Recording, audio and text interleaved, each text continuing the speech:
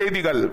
தமிழ்நாட்டில் வெயிலின் தாக்கத்தால் பள்ளிகள் திறப்பு ஜூன் 10ஆம் தேதிக்கு ஒத்திவைக்கப்படுவதாக பள்ளி கல்வித்துறை அறிவிப்பு.